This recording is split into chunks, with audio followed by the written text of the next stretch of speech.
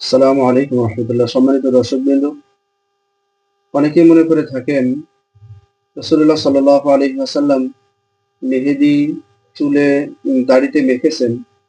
সুতরাং মহিলাদের পায়ে মেহেদি দেওয়া এটা গুনাহের কাজ বা বাঞ্ছনীয় নয়।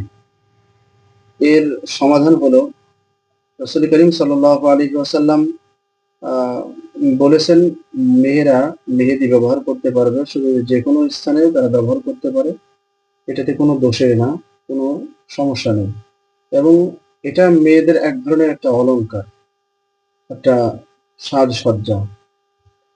তো রাসূল করিম সাল্লাল্লাহু আলাইহি ওয়াসাল্লাম তিনি তো তেলও মেখেছেন, মাথায় তেল মেখেছেন, পায়ে তেল মেখেছেন, হাতে পায়ে তেল মেখেছেন।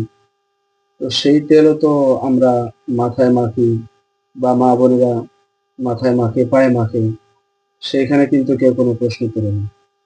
সুতরাং এটা একটা অহেতুক কথা যে নবীজি যেহেতু মেহেদি চুলে এবং দাড়িতে ব্যবহার করেছেন, তাই এটা মেহেদি মেয়েরা পায়ে ব্যবহার করতে পারবে না। এটা একটা অমূলক প্রশ্ন, এর কোনো ভিত্তি নেই।